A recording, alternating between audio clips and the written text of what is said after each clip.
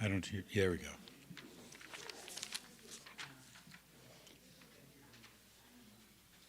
Eric, you ready? Ani, ready? Ani?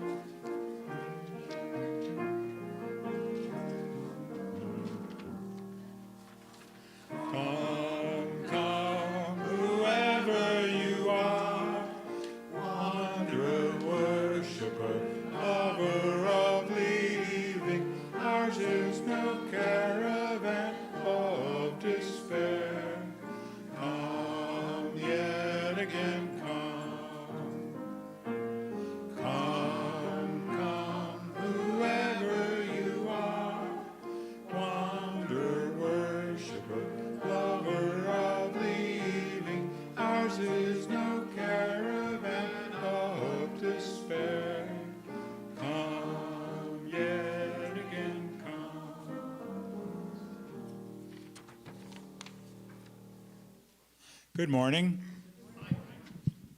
Welcome to the Unitarian Universalist Church of Stillwater. We are a diverse religious community seeking spiritual experience and all forms of knowledge in an atmosphere of acceptance, love, and respect.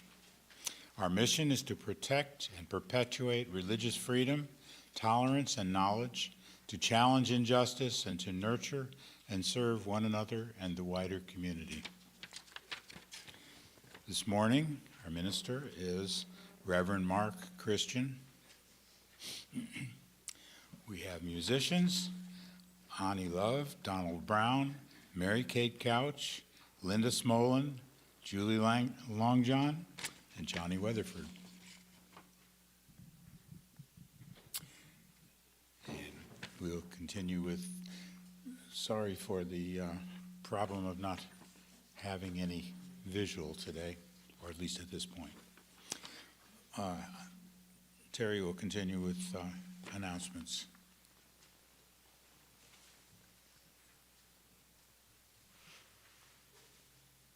After the service today, please join us in the social room for refreshments and conversation. Today is the first Sunday in February, so it's committee meeting Sunday. After social time, feel free to find your people and participate.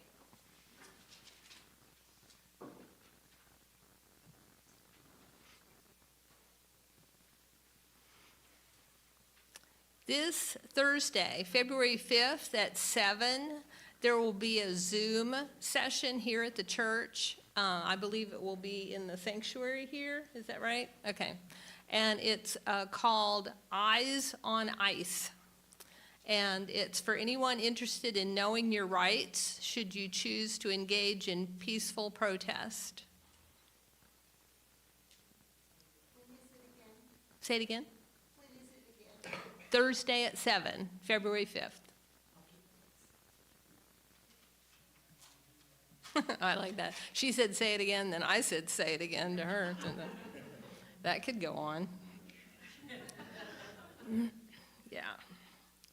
Next Sunday's sermon will be provided by Reverend Catherine Shearer. Her sermon title will be A Love Letter.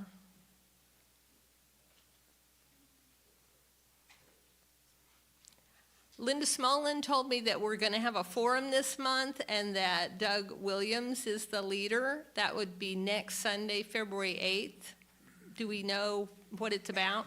Well, he's supposed to send you a little brother that was talking that. Okay, hadn't happened yet, so we don't know. It's a mystery. You will want to be here.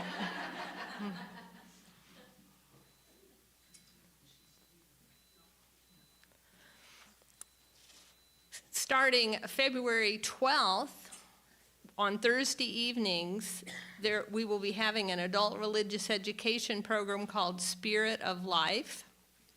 It will run from 7 to 9 and is led by Susan Bullard and Linda Smolin. And my understanding, it's going to run for 7 weeks. Is that right? 9 weeks, okay. And you can register for that on CH Meetings meetings, or however you pronounce that thing. Or there's a sign-up list sheet in the social. In the social room? Okay, you can do the old write it on paper thing and do that in the social room. And strictly speaking, it's 9 sessions rather than 9 weeks, because if people want to go to the games group, which meets on one Thursday a month, we will skip those Thursdays. Okay. The second annual Unitarian Universalist Church of Stillwater Chili Cook-Off fundraiser will be Saturday, February 14th, so drag your Valentine to that. Nothing says romance like chili.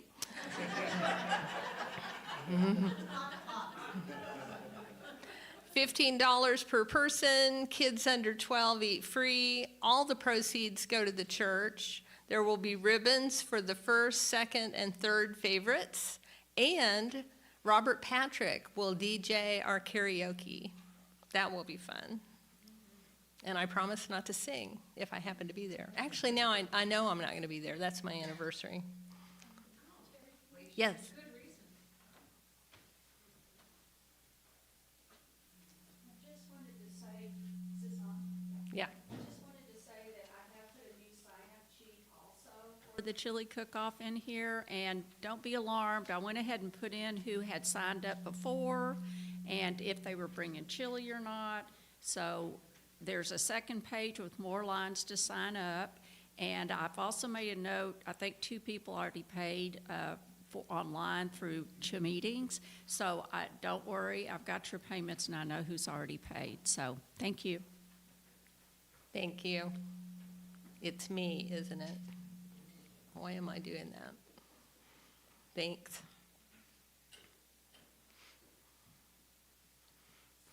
On Sunday, February 15th, we will hold a congregational meeting after the service. It'll actually go immediately after the service before social time. And we will finish the business that was deferred from our May 4th, 2025 annual congregational meeting. There will be a vote on the revised budget for this fiscal year.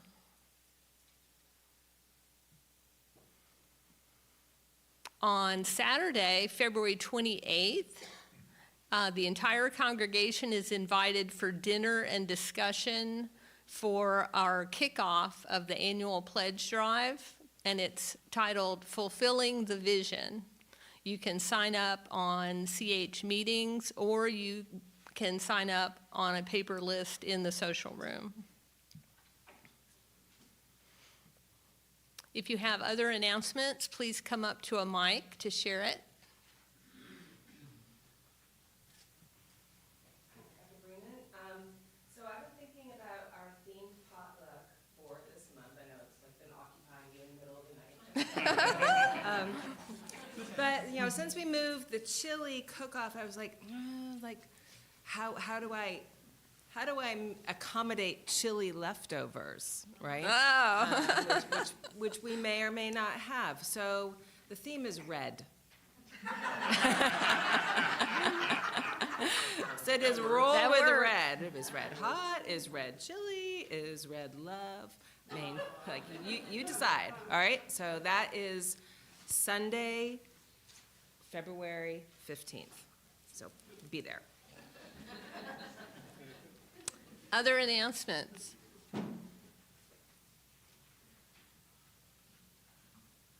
The forum that I will be talking on will be the religious imagination of Africa. Mystery solved. I like that. Other announcements?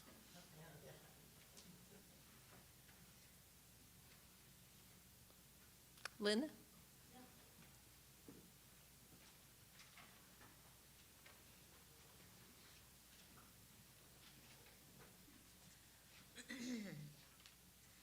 Okay, it's that time of year again where we'll be asking for money. And so we're starting our canvas drive, and the whole entire congregation is invited. So I hope you'll be there. This year, we're actually going to have our dinner, our canvas dinner, catered.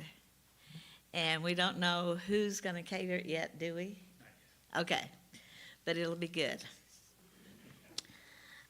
Dinner will be around 4 o'clock, 5 o'clock. We'll let you know that too.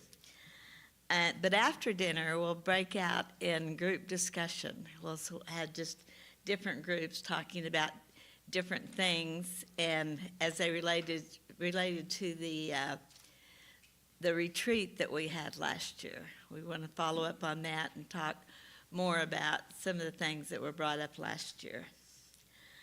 On the committee is Hillary Horwath, Marty Dermer, Lynn Fiesel, Linda Smolin, Mark Christian, our consultant, and Mike Smolin ex officio. Our pledge last year was $69,000, and only half of the year has gone, and we're on track, which I can say is pretty darn good, and we want to stay on track. So, and also remember that there's a difference between pledging and putting money in the offertory, because a pledge is to help the church run, and an offering might be for some special cause that you just want to give to extra.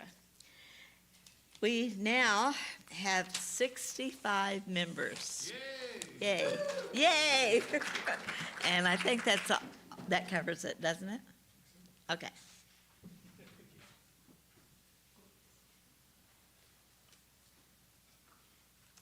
We're ready for our prelude.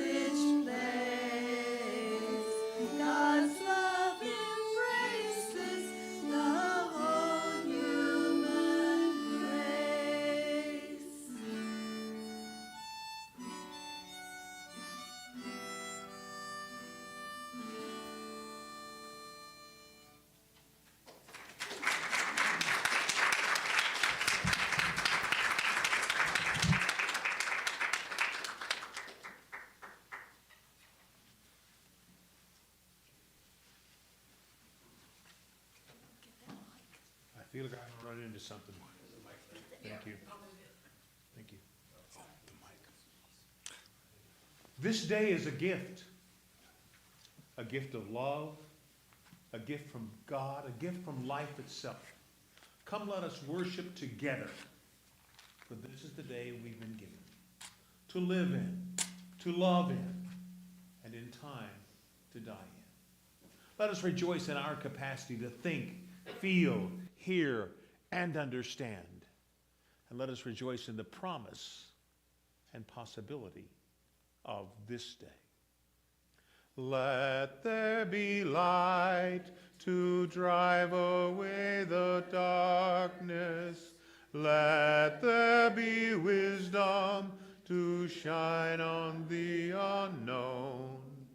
Let there be love to heal our aloneness. Let each of us be a light for one another.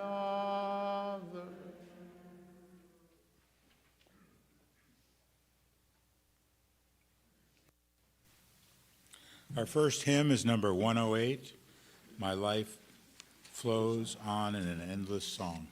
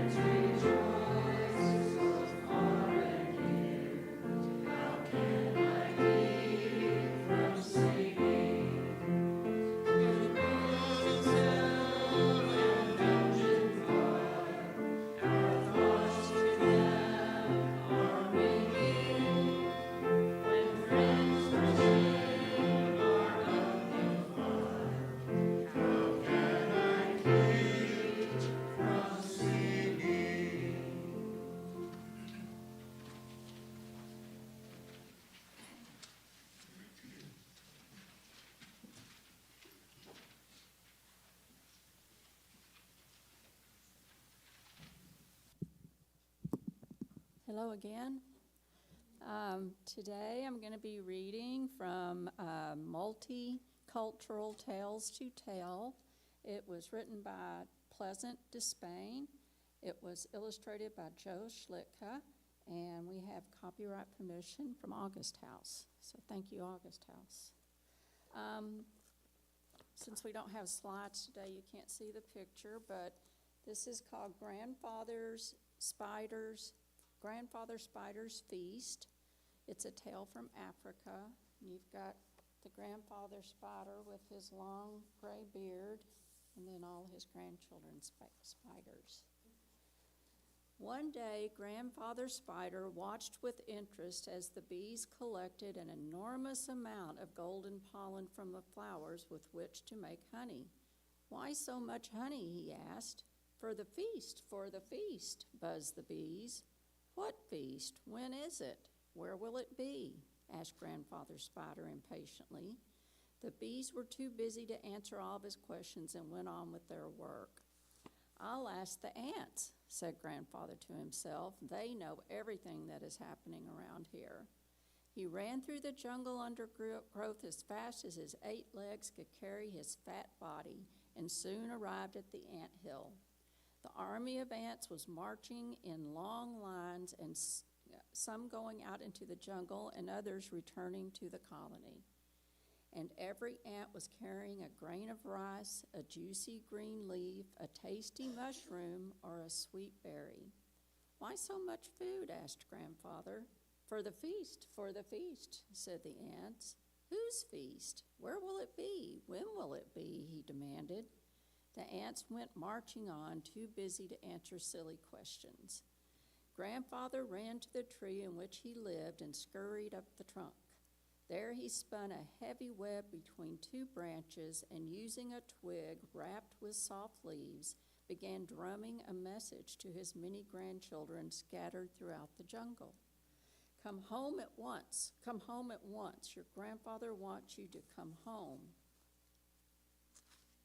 Quickly, the message traveled, and just as quickly, little spiders came rushing from every corner of the jungle to see what their grandfather wanted. Who is having a feast? When and where will it be held? Asked Grandfather Spider. It is Lion, Grandfather, said a spider from the east side of the jungle. He is having a wedding party in 2 or 3 days. It is Elephant, Grandfather, said a spider from the jungle's west side. She is celebrating her birthday sometime next week. It is Monkey, Grandfather, said a spider from the north side of the jungle. He is having a feast for his friends in just a few days. It is Zebra, Grandfather, said a spider from the southern edge of the jungle. She is celebrating the birth of her baby. What? Exclaimed Grandfather. 4 feasts in the same week? How exciting, how delicious. But which one will begin first? Should I travel east, west, north, or south? Grandfather Spider thought for a moment and then began to spin 4 long silken threads. He tied one end of each of the threads around his fat middle and gave each of the 4 spiders who had told him of the feast one end each. Tie these threads to your waist just as I have done, and then go back to your homes. Whenever one of you hears that a party is beginning, pull hard on the thread and I will know in which direction to travel. With any luck, I should be able to attend all 4. The little spiders agreed that it was a wonderful plan and went back to their homes in the 4 corners of the jungle. Grandfather awaited the first tug by going to sleep and dreaming about food. 2 days later, a drum was heard in the east announcing Lion's party. The little spider yanked on the thread tied to his waist. Just then another drum sounded in the west for Elephant celebration, and the western spider pulled on his thread. Suddenly a drum pounded in the north as Monkey's feast was beginning. The 3rd spider tugged hard on his thread. Within a few minutes, Zebra announced the start of her party with the southern drums. Of course, that spider yanked on her thread as well. Grandfather yelled, "Ouch, I'm going east. Ooh, it's west. Ah, it's north. No, it's south. Stop. Everyone stop pulling. You're squeezing me in half. Please stop." His grandchildren were too far away to hear his cries, and as they pulled harder and harder, the threads grew tighter and tighter, and Grandfather's fat waist grew smaller and smaller until at last all 4 silken threads snapped. Now Grandfather Spider's big waist was tiny, and so it has remained to this very day.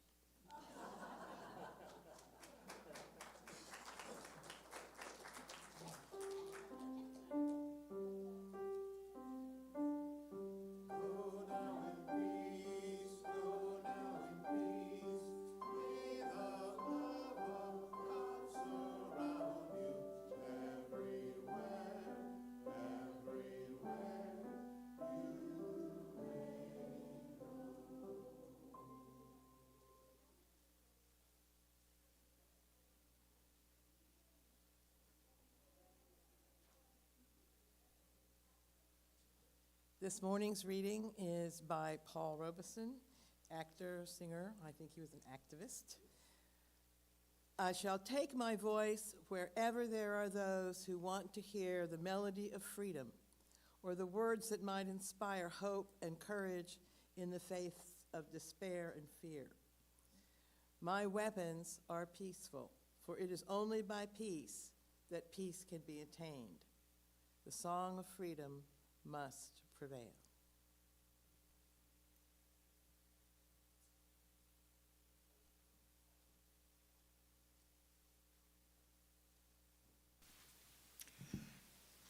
It's time for the offertory. Our church is supported by your donations. And the offertory this month goes to the Pastoral Care Minister's Discretionary Fund.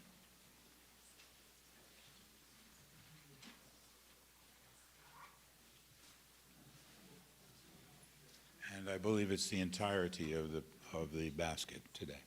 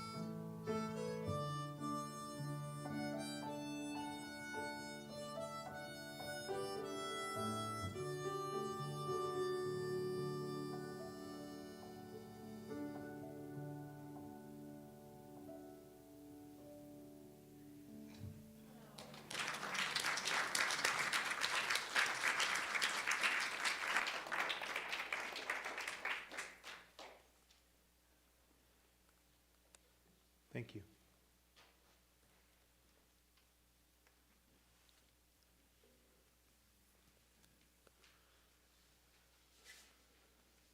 If you love, love, love, loves you, love. If you love, love, love, loves you, love. If you love, love, love, loves you, love. If you love, love, love, loves you, love. If you love, love, love, loves you, love. If you love, love, love, loves you, love. If you love, love, love, loves you, love. If you love, love, love, loves you, love. If you love, love, love, loves you, love. If you love, love, love, loves you, love. If you love, love, love, loves you, love. One day I was at home, seemingly all alone, when I hear the words, "Why do you sing so much?" I turned around and looked. I thought I was at home. I thought I was alone. Well, there was this orange cat. I've told you about this cat once before. I encountered Lucky when I went over to a friend's house. And Lucky was sitting on the porch with my friend, and I said, "What's the name of your cat?" And he says, "I don't know," but he responds to the name Lucky. And Lucky's ears perked up, and he went, and turned his head a little bit. You know how cats will do when they actually are paying attention to you and don't care that you know? Well, here's the thing about Lucky. And Taki, you will love this. He is an apparition. I have been entertaining apparitions. Now, this yellow cat, as I told you before, he was stately in the same way that anything is a state. He was in shape in the way that round is a shape too. He was bright yellow, orange, had one ear that had been clipped off, which I now know means that he'd been fixed. He had his tail that kind of jutted off to the end, where it had been broken at some point. One of his eyes drooped, and he kind of didn't walk too smooth. But he was Lucky. He responded to the name Lucky. So I looked around and I said, "Why do I sing so much? Is that what you asked me?" He says, "Yeah, I've been around here." I said, "I don't remember letting you in the house." He said, "Oh, I don't need to come in the door. I don't need to come in the window. I ride the strings." I said, "What strings?" He says, "You know, string theory, the fact that there are millions and millions and billions of these things, and at any one given moment, anything can be going, oh, I just jump from string to string. So I go when and where I want to." Okay. But I popped in on you a bunch of times, and I'll see you just sitting there, and you'll start singing. Sometimes it's a song. Oftentimes it's not. Oftentimes you're just making noise. And I want to know why you sing so much. And I said, "Because it makes me happy. Lifting my voice and raising it makes me feel good. Feeling the air flow through my chest and out into the world makes me feel part of the universe as opposed to being a part from it, a part of it." And I'll tell you, I love to sing in this room. And the reason is the acoustics in here are exceptional. I'm bouncing a little bit because of the speakers right now. But without the amplification in here, that wall bounces me back perfectly. I can hear myself coming off the wall. And it's so fun to sing when you do that. But I've always loved singing. I think I started singing maybe when I was in second or third grade. My brother and I, my brother who's about 20 months younger than I, we'd be going with my mother and my other brothers to my grandmother's house on Saturday to take her shopping and get our little treat of ice cream and a Coke when we got back shopping. Rehearsing songs. These are, of course, the songs of the hit parade. Hit parade like 1964, 65, something like that. Maybe She Loves You, Yeah, Yeah, Yeah was in there, but I remember Wendy, who's walking down the streets of the city. Anyway, Downtown, all kinds of songs. We would be practicing these in order to go over to my grandmother's house and do a performance. Now, we even numbered our songs so we knew where we were going. I said, 17 now. Yeah, that's a good one. I started singing more seriously, I think when I was about fourth grade. I was at the church I grew up in Oklahoma City, First Unitarian Church. We had a primary choir, which was made up of elementary school students, upper elementary. We had the junior choir, which was the junior, middle school and high schoolers. And of course, there was the adult choir in the sanctuary. Church was a little unusual because what we did for the kids every Sunday was they had a chapel service. We had a chapel service. And it was modeled very closely on what happened in big church, little church. In big church, the choir processed every Sunday morning, "O life that maketh all things new," which is still my favorite hymn. So in church choir, church chapel, we processed singing, "O life that maketh all things new." We had a little book called the Beacon Hymn and Service Book, which was about, I think maybe 100 hymns, most of which were in the larger hymnals they used in the church. But that's where I started singing, learning something about singing. And I love singing. You cannot have heard me preach too often to know that I like to sing. Let me tell you one of the reasons I like singing and why I like singing with you and you singing with me. I think that there is something enormously powerful about combining our voices. So much of the world this day, we are isolated into what is my voice? Who am I? What is my voice?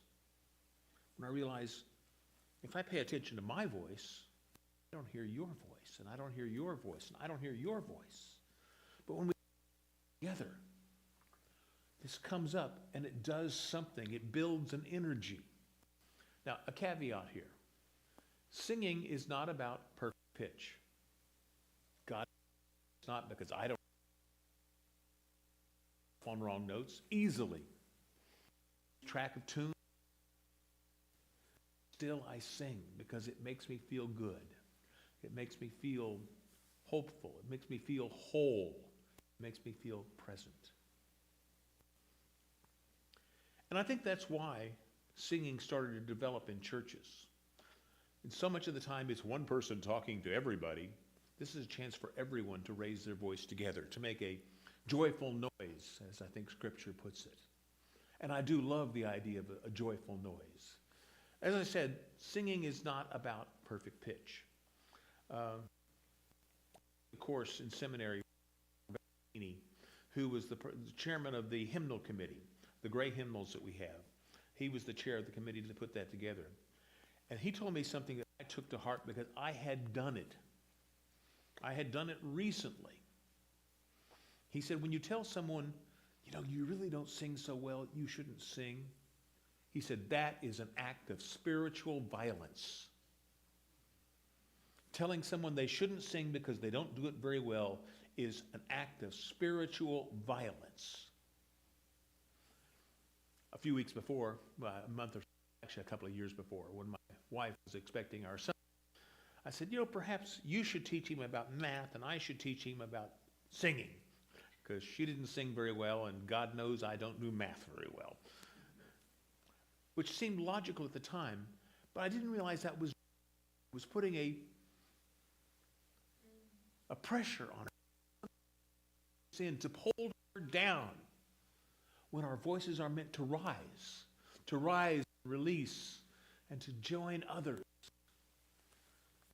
It was so fun in the piece that was done earlier that Johnny just did. You all started to sing along even when there wasn't singing. Even you didn't know the words. It was a mishmash of two different hymns. And that's one of the things I love about you as a group. This is a good singing group. You love to sing, and I like that. Why, a number of months ago, I started doing on the Sundays, I was preaching, standing up at 10 and doing the a cappella song that we do at the beginning now, Come, Come, Whoever You Are. And I like doing it a cappella because there is that bit with the voices joining. It's nice to have the piano to keep us on track. I'm not saying that it's not helpful. It's good. But there is something joyous to having our voices rise together and make the human mistakes we're going to make along the way and still come together in a common voice because it's about the participation. I read a piece not too long ago that said it's very likely that singing existed before Nobody was looking at the notes. No one was looking at the words. They were singing from their heart. In fact, there's some speculation that singing might have actually preceded oral language. When they look at the ways that our brains have developed over long times, periods of time, the section of our brain, which is more right brain than left brain, developed at a different rate. And it's thought that might have been because there was an element of music in there that was not yet being accomplished with spoken words. This is deep in our beings, deep in our beings. So I looked back to my friend Lucky and I said, yeah, that's why I sing. He says, I like to sing too. I said, yeah, I think I've heard you sing. I've even got a little bit of Siamese in me too, so I can really get some wild notes there sometimes. Yeah.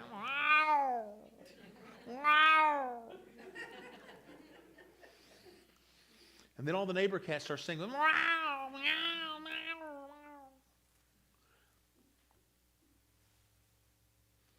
Singing is a spiritual act. That's why we do it. It feels good. That's why we. I want to experiment with something now. This is something I've done once, and I've never led it. So, don't know, this could fall on its face. And if so, that's the way the world works. That piece we just started with. If you love, love, love loves you, love. You can try to figure out what that means, and it might mean something. I don't know if it does. I just made it up because I knew it wasn't copyrighted. Because I just made it up last week. I guess I should say it's copyrighted to me.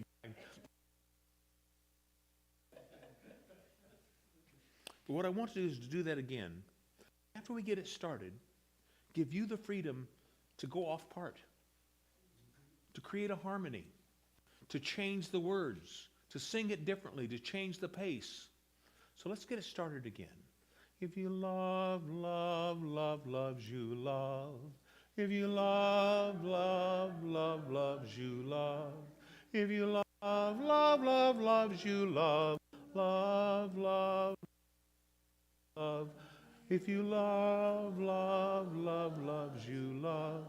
If you love, love, love loves you, love. If you love, love, love loves you, love. If you love, love, love, love, love. If you love, love, love loves you, love. If you love, love, love loves you, love. If you love, love, love loves you, love. If you love, love, love loves you, love. If you love, love, love loves you, love.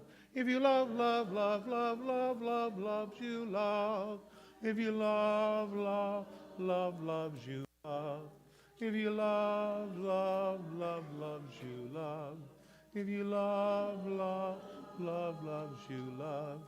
If you love, love loves you, love. Love, love loves you, love. If you love, love, love loves you, love. If you love, love, love loves you, love. And that, my friends, is a singing meditation. Because it was about transcending the words. It was about transcending the tune, to finding the part that was uniquely yours and wearing it as no one else can. To be the most thoroughly individual person you can be, at the same time being part of something much larger that's going in the same direction. I make up songs all the time. I've got maybe 10 or 12 that I've actually written and put in music to. But I probably make up in my head, honestly, 20 songs a week. They just never make it. I'll run, oh, that's a great phrase, and so I'll toy with that in my head and toss it around and then forget it. And what I've learned over the years, the ones that have any value to them will come back to me. And I have to have trust in that. But I love to sing. I love to sing. It makes me feel good. I hope it makes you feel good. Why I sing? Because I can do no other. I sing because my heart needs release. I sing because my brain needs expansion. I sing because my arms need holding, and my heart needs being touched by others. I put it out into the world to put it out into the world. No expectations, just to sing, to make up a noise. Sometimes a commercial will come on and have a little beat to it, and I'll just kind of make up a little song. I've been with several people, some in this congregation, who when they run their windshield wipers, the windshield wiper will get a tempo going, and I'll make up a little ditty sitting there to the windshield wiper tempo. And some windshield wipers have got better tempo than others. If you love, love, love, loves you, love. If you love, love, love, loves you, love. If you love, love, love, loves you, love. If you love, love, love, loves you, love. If you love, love, love, loves you, love. If you love, love, love, loves you, love. So if you're ever singing, and just keep singing, please. If you love, love, love, loves you, love. And you love, love. And the wrong note comes out, so what? Love, love, loves you, love. If you love, love, love, loves you, love. And if you hear someone else singing and they go off tune, so what? Love. If you love, love, love, loves you, love. If you love, love, love, loves you, love. And when your heart is empty, sing. Find a voice. Find words. They don't have to be perfect words. They don't have to be eternal words. They don't have to be meaningful words. But find the place where your heart and your voice can combine to enter that energy into the world and see what comes back. Amen.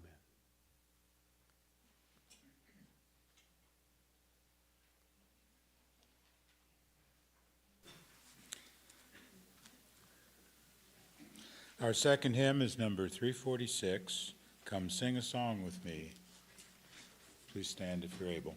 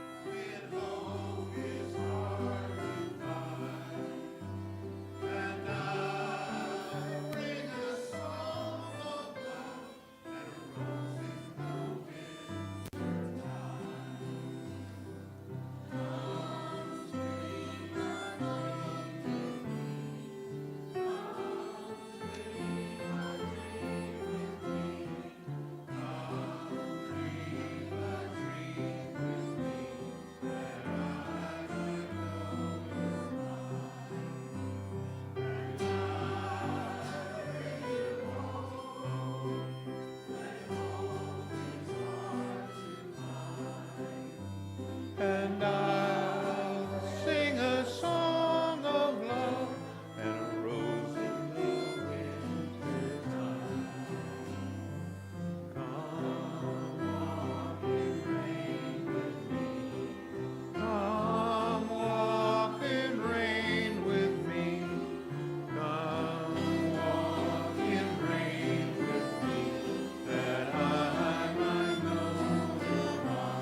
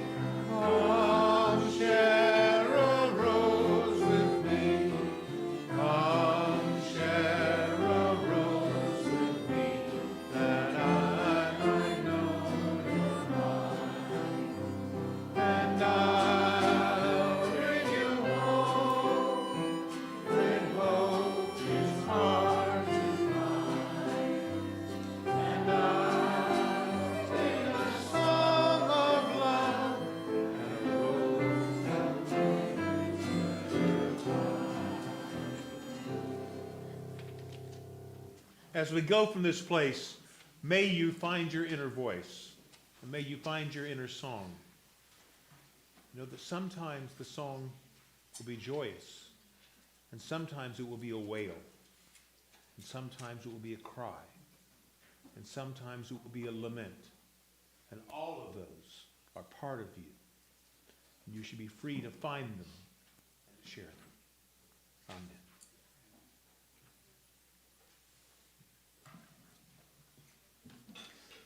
That concludes the recorded portion of our service. We'll continue with trail markers. You're invited to come forward, state your name, and share